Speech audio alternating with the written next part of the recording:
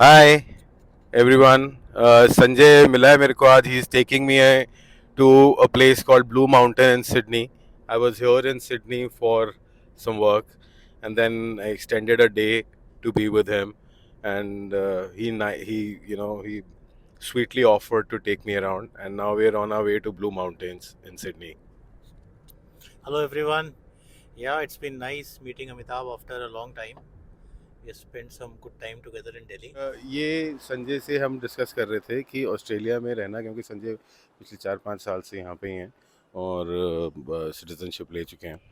तो आपकी नॉलेज के लिए कि सबको ये लगता है ना कि ऑस्ट्रेलिया में रह रहे हैं तो बस बस भाई साहब बहुत बढ़िया बहुत बढ़िया, वो डॉलरों में कमा रहा है. जी, एक आम आदमी जैसे जब लोग Middle class. मिडिल क्लास जो अपना वहाँ से अपनी ज़मीन जायदाद बेच के या उसके माँ बाप 10-20 लाख रुपए लगा के उसको यहाँ पढ़ने भेजते हैं कि मेरा बेटा बाद में यहाँ आके कुछ बनेगा या बेटी बनेगी कुछ आके कि कुछ कमाएगी घर भेजेगी.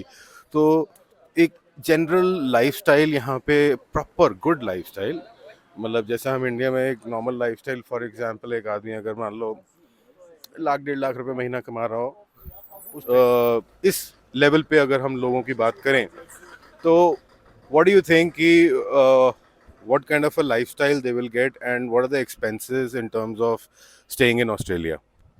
जरूरी। और स्पेशली अगर मैं स्टूडेंट्स की बात करूँ तो स्टूडेंट्स ये सोच के आते हैं कि यार चलो हम फीस का पैसा दे देंगे, लेकिन जो लॉजिंग बोर्डिंग है वो हम ऑड जॉब्स करके कमा लेंगे। ऑड जॉब्स मिलती हैं नो डाउट, बट स्टूडेंट्स के जो वर्किंग आवर्स होते हैं वो काफ़ी कम होते हैं, अराउंड 20 या 25 घंटे अलाउड होता है। और जो जॉब्स होती हैं बहुत ही गंदी और ब्लू कॉलर जॉब्स होती हैं जिसमें ज़्यादा पैसा नहीं मिलता है। और स्पेशली अगर आपने किसी इंडियन स्टोर में या इंडियन रेस्टोरेंट में काम कर रहे हो आप, तो आपके लिए आपका एक्सप्लॉइटेशन यहाँ पे काफ़ी होता है। तो ऑस्ट्रेलिया क्वालिटी ऑफ लाइफ यहाँ पे बहुत अच्छी है, आपको क्लीन एयर मिलेगी, सारी फैसिलिटीज़ हैं। जैसे मैं तो खैर यहाँ पे सिटीज़न हूँ तो मेरे लिए मेडिकल वगैरह सब फ्री है, बच्चों की एजुकेशन फ्री है। और अगर बच्चा मेरा कॉलेज जाता है तो उसको लोन मिल जाएगा गवर्नमेंट से, और फिर वो लोन बच्चा खुद ही चुकाएगा, मेरे को नहीं चुकाना है। वो नौकरी करके खुद ही देगा, मेरे को टेंशन नहीं लेनी है। तो वो सब यहाँ फैसिलिटीज़ हैं। लेकिन अगर आपने वाकई में एक अच्छा लाइफस्टाइल जीना है तो यहाँ पे आपकी अच्छी नौकरी होनी ज़रूरी है, स्पेशली सिडनी जैसे शहर में।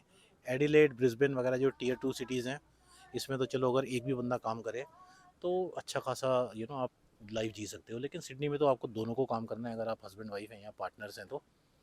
और तब अगर आप दोनों काम कर रहे हो या एक बंदा फुल टाइम कर रहा है एक पार्ट टाइम कर रहा है तो भी आप अच्छी यहाँ पे लाइफ जी सकते हो। अगर आप 2 लोग कमा रहे हो तो यहाँ पे किसी चीज़ की कमी नहीं है। अच्छी गाड़ी आप अफोर्ड कर सकते हो, अच्छा घर ले सकते हो, अच्छे बच्चे को अच्छे स्कूल में भेज सकते हो, बच्चे की अच्छी एक्स्ट्रा करिकुलर एक्टिविटीज़ में उसका एडमिशन करा सकते हो। क्योंकि इवन एक्स्ट्रा करिकुलर एक्टिविटीज़ यहाँ पे काफ़ी महंगी हैं। अगर मैं लेट से बच्चे की एक ताइक्वांडो क्लास का मैं देखता हूँ तो उसके $50 मेरे को देने पड़ते हैं, सिर्फ एक क्लास की जो 1 घंटे की क्लास होती है। तो अगर मैं इंडियन रुपीज़ में कन्वर्ट करूँ तो समझ लो 3,000 रुपये एक क्लास के लगते हैं मेरे। एवरेज टैक्स स्लैब क्या है? इस मैक्सिमम जो अगर आप 180K से ऊपर की पे में हो तो आपको 44% तक टैक्स है सिडनी में।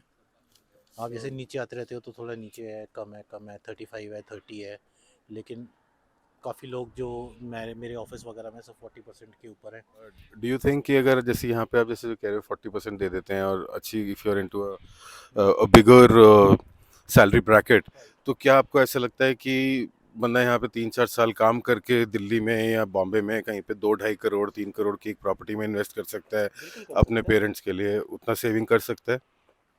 बिल्कुल कर सकता है। देखो सेविंग करने के तरीके हैं, यहाँ पे काफ़ी जगह ऐसी हैं जहाँ पे आप सस्ती ग्रोसरी वगैरह ले सकते हो।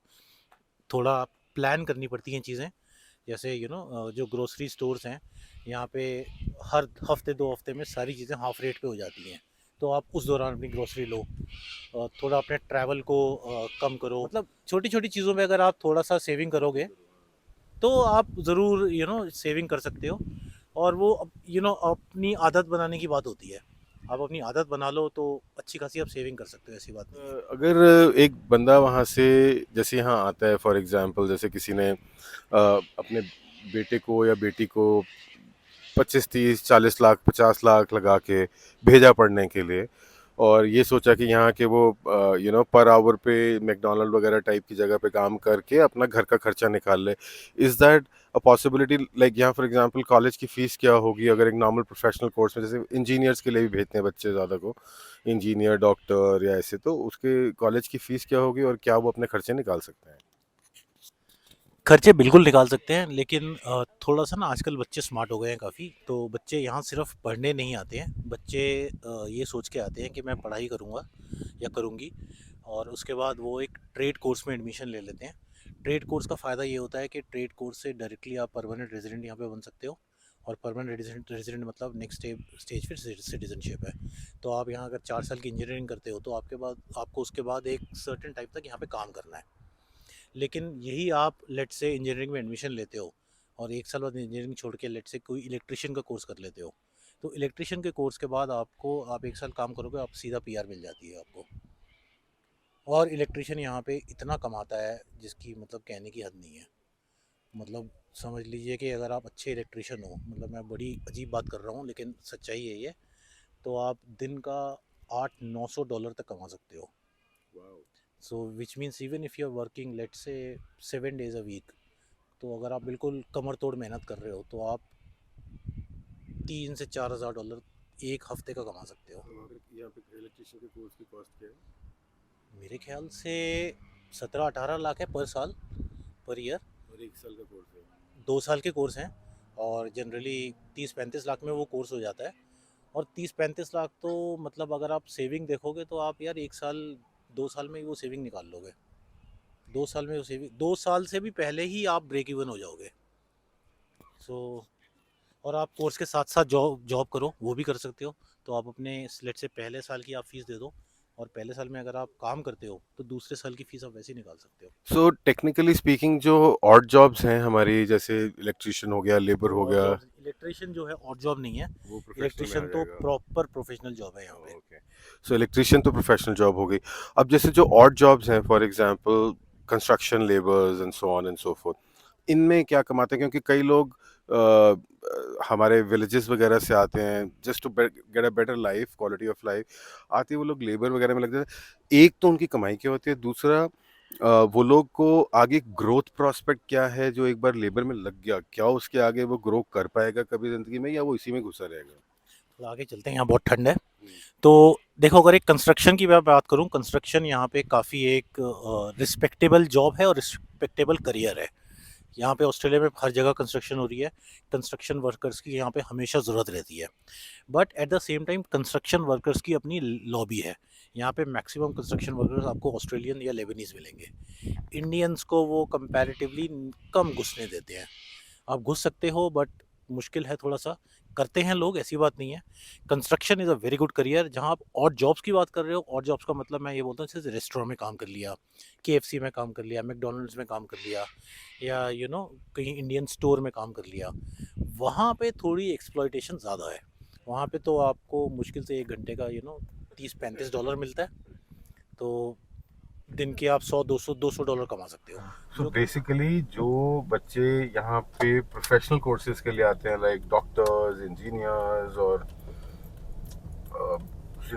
on those fields, what is the scope for them? Doctors और इंजीनियर्स का यहाँ पे बहुत स्कोप है। डॉक्टर्स की यहाँ पे बहुत कमी है, स्पेशली जनरल प्रैक्टिशनर्स की यहाँ पे काफ़ी कमी है। हॉस्पिटल्स में बिल्कुल यहाँ पे डॉक्टर्स नहीं है, और अगर आपको इमरजेंसी हो गई है तो आपको काफ़ी टाइम वेट करना पड़ता है कि जब तक आपको डॉक्टर अटेंड करे। तो जीपीज़ की स्पेसिफिकली यहाँ पे काफ़ी कमी है। इवन जो जीपीज़ यहाँ पे काम करते हैं उनको मतलब घंटों घंटों काम करना पड़ता है, और वो बहुत परेशान है कि उनका वर्कलोड काफ़ी बढ़ा हुआ है। तो अच्छा खासा स्कोप है यहाँ पे। अगर आप मेहनत करना चाहते हो तो ये कंट्री आपको मतलब मिलियनर बना सकती है। यार अगर आप एक अच्छे डॉक्टर हो तो आप कहीं भी समझ लो, आप 150K से 200K तक जा सकते हो। मतलब इतना कमाते हैं कि 250-300 से कम कोई है ही नहीं।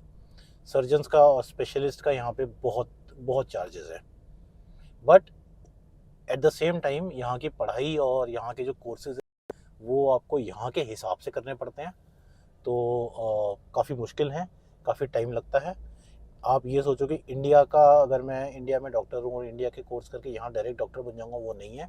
आपको यहाँ के कोर्स करने हैं और यहाँ की पॉपुलेशन को क्या प्रॉब्लम, उसके बारे में ज़्यादा सीखना है। तो ये रिकमेंड करूँगा कि वो यहाँ आके पढ़ाई करे 12th के बाद, पॉसिबल है तो, और उसके बाद जो है अपना यहीं पे सेटल हो जाए। That will be my recommendation.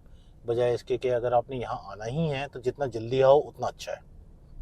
क्योंकि उसमें ना एक फ़ायदा और भी है कि लेट्स से अगर आप मिड लाइफ में अराउंड 40-45 के आसपास इंडिया वापस जाना चाहते हो, तो आपके पास इतना अच्छा खासा पैसा होगा। एंड लेट्स बी प्रैक्टिकल, मैं पैसे से हर चीज़ को तोल रहा हूँ, बट आपके पास इतना पैसा होगा कि आप इंडिया में एक अच्छी लग्जूरियस लाइफ जी सकते हो। हाँ, वो और बात है कि आपका उस टाइम पे जाने का मन करेगा या नहीं करेगा। इंजीनियर, आप ये तो डॉक्टर की बात होगी। अब अगर कोई इंजीनियर है तो इंजीनियर का भी सेम कंसेप्ट है, डिपेंड करता है कि आपने किस में इंजीनियरिंग करी हुई है। कंप्यूटर की तो यहाँ पे ऑफ कोर्स इतनी डिमांड है, आईटी की तो पूछो मत। मतलब यहाँ पे कोडर्स वोडर्स की, टेस्टर्स की काफ़ी डिमांड है। तो इंजीनियरिंग की बहुत डिमांड है। प्रोफेशनल कोर्सेज की डिमांड सारी दुनिया में है। Australia is no I different. Am event manager, so new people who want to get into events, या जो नए लोग इवेंट्स करना चाहते हैं, इवेंट मैनेजमेंट में घुसना चाहते हैं, उनके लिए क्या स्कोप है ऑस्ट्रेलिया में? अगर वो मान लो वहाँ पे 5-7 साल काम, 10 साल काम कर चुके हैं, तो उस हिसाब से क्या स्कोप है उनके लिए यहाँ आने का? और दूसरा, how do you think, what is the growth prospect for them? यहाँ पे इवेंट्स बहुत होते हैं, हर तरह के इवेंट्स होते हैं। कॉन्सर्ट्स होते हैं, छोटी छोटी पार्टीज़ होती हैं, छोटे छोटे कन्वेंशंस होते हैं, और स्पोर्टिंग इवेंट्स बहुत होते हैं।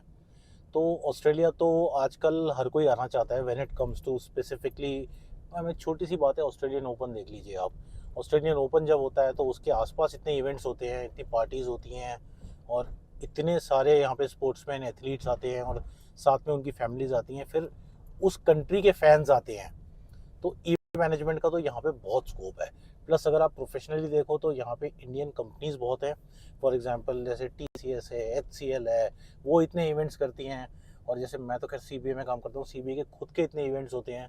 तो इवेंट मैनेजमेंट का अच्छा खासा स्कोप है यहाँ पे। अब एक इवेंट एजेंसी में बंदा अगर एक नौकरी करना चाहता है, जहाँ आता है, तो how much do you think he or she will make initially, and over a period of 5 years or 7 years, how much will he or she make? यहाँ पे अप्रोक्सीमेटली 90K से लेके 120K की जो सैलरी है वो अच्छी मानी जाती है। और 120-130 के ऊपर जो कमाता है वो बहुत अच्छे में आ जाता है। और जो 180 के ऊपर कमाता है वो तो मतलब बहुत ही अच्छे में आ जाता है।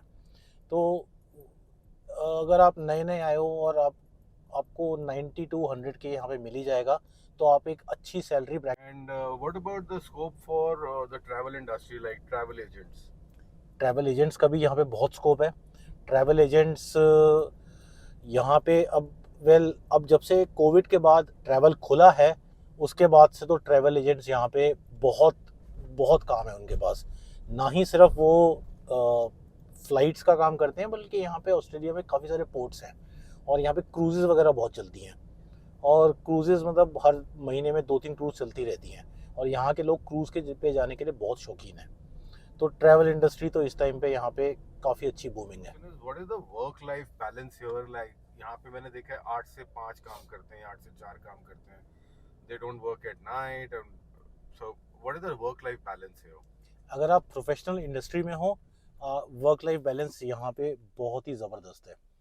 कोई आपको 4-5 बजे के बाद तंग नहीं करेगा। आप बिल्कुल, आपके पास राइट है कि आप बोल दो कि मैं काम नहीं करूँगा 5 बजे के बाद।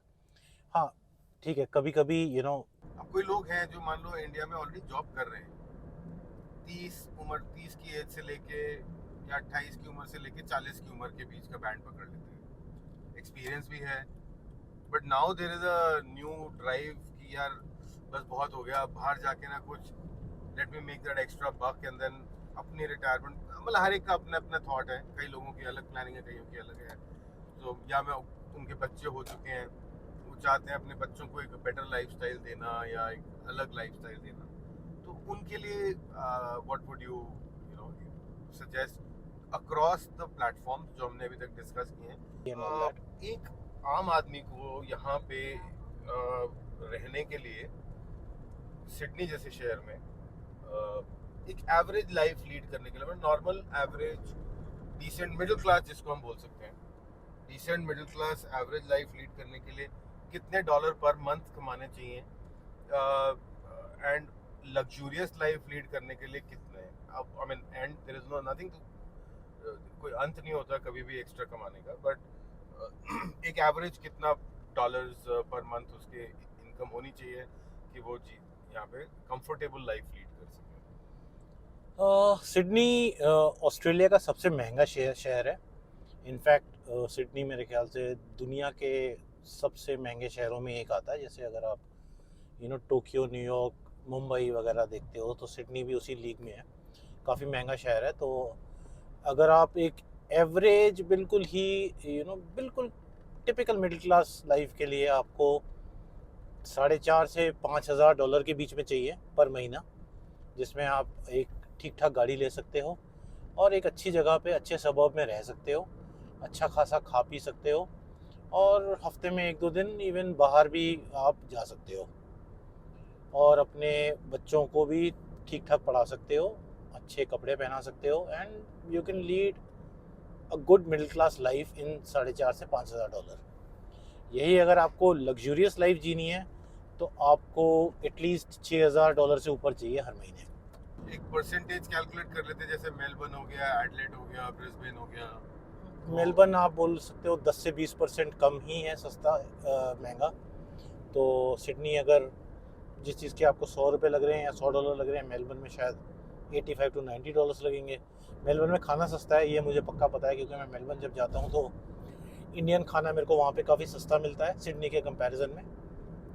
तो आप वहाँ पे काफ़ी अच्छी सेविंग कर सकते हो मेलबर्न में। और ब्रिस्बेन वगैरह तो और ही सस्ती सिटीज़ हैं, उसमें तो खैर ट्रैवल का ही इतना ज़्यादा आपको ख़र्चा नहीं होगा। सिडनी में आपको एक जगह से दूसरा जगह जाने के लिए ही अच्छा खासा आपको ट्रैवल का ख़र्चा देना पड़ता है। ब्रिस्बेन वगैरह में तो आप इतना ख़र्चा नहीं करते हो। पेट्रोल वगैरह वहाँ पे सस्ता होता है। पेट्रोल अगेन लगता कम है क्योंकि सिटी छोटी है, तो सिटी पे बहुत डिपेंड करता है। सिडनी काफ़ी महंगी सिटी है। अब कोई लोग हैं जो मान लो इंडिया में ऑलरेडी जॉब कर रहे हैं, 30 की एज से लेके या 28 की उम्र से लेके 40 की उम्र के बीच का बैंड पकड़ लेते हैं, एक्सपीरियंस भी है, but now there is a new drive कि यार बस बहुत हो गया, बाहर जाके ना कुछ let me make that extra buck and then अपनी रिटायरमेंट, मतलब हर एक का अपना अपना थॉट है, कई लोगों की अलग प्लानिंग है, कईयों की अलग है। तो या मैं उनके बच्चे हो चुके हैं, वो चाहते हैं अपने बच्चों को एक बेटर लाइफस्टाइल देना या एक अलग लाइफस्टाइल देना, तो उनके लिए what would you suggest across the platform जो हमने अभी तक डिस्कस किए हैं? थोड़ा सा जॉब वगैरह में ज़रूर चैलेंज आता है, but it is all about getting your first break. If you get a first break, I think then sky is the limit. हाँ, आपको काम थोड़ा सा ये है कि डेडिकेशन से करना पड़ता है, क्योंकि फॉरेन कंट्री में वो इंडिया की तरह चलता है एटीट्यूड नहीं होता है। यहाँ पे तो आपको जो काम दिया गया है वो आपको प्रॉपरली करना है। यहाँ पे ट्रस्ट का काफ़ी कल्चर है, हर कोई एक दूसरे पे ट्रस्ट करता है। लेकिन अगर आपने किसी का ट्रस्ट ब्रेक कर दिया तो वो फिर आप पे सारी ज़िंदगी का पूरा एक ब्लैक मार्क लग जाता है। तो आप जैसे 42 में आए थे, तो what was the major challenges initially? You came alone or you came with family straight off? आपने पहले अपना आपको मतलब did you move in with a job or did you move in and took a job? नहीं, मैं यहाँ family के साथ आया था और मैं इंडिया में अपनी जॉब छोड़ के आया था। मैं यहाँ पे पूरा रिस्क लेके आया था कि जो मेरी एजुकेशन है, जो मेरी एक्सपीरियंस है और जो मेरा स्किल्स है, उसके बेस पे मेरे को यहाँ पे एक जॉब मिल जाएगी। जो कि अगर मैं आज सोचूं तो मुझे लगता है कि मैंने बेवकूफ़ी की थी शायद उस टाइम पे। मेरे में गट्स थे थोड़ा रिस्क लेने के लिए, तो मैंने वो रिस्क लिया था। सो गाइस, इस इंटरव्यू में हम इतना ही इनसे पूछेंगे। इसके बाद अगर आप कुछ जानना चाहते हैं pertaining to visa and coming here, Sanjay का चैनल मैं नीचे टैग कर रहा हूँ। और संजय, आपका यूट्यूब चैनल कौन सा है? मेरे चैनल का नाम है 2 सेंट्स विद फ्रेंड्स। सेंट्स मतलब मैं स्पेलिंग बोल देता हूँ, TWOCENTS विद फ्रेंड्स, ये पूरा एक वर्ड है। आप यूट्यूब पे सर्च कीजिए, मैं और मेरा फ्रेंड राकेश, हम दोनों का ये चैनल है। इसमें हमारे अराउंड 70 टू 80 वीडियोस हैं और हम इस पे लगातार वीडियोस अपलोड कर रहे हैं। इसमें पूरी इन्फॉर्मेशन है कि आपको ऑस्ट्रेलिया में पीआर का क्या एक्सपीरियंस है, कैसे पीआर मिलती है, कैसे सिटीज़नशिप मिलती है, इंटरनेशनल स्टूडेंट्स को क्या चैलेंजेस आते हैं, कौन सी एज में जब आप आते हो तो क्या चैलेंजेस आते हैं। हमने इसमें काफ़ी प्रोफेशनल वीडियोस डाले हुए हैं, तो आप उस चैनल को सब्सक्राइब कीजिए और उस चैनल से आपको काफ़ी इन्फॉर्मेशन मिल सकती है। Great. Thank you so much, Sanjay. And guys, आगे और बहुत कुछ आता रहेगा. Please stay tuned. Bye bye. Bye.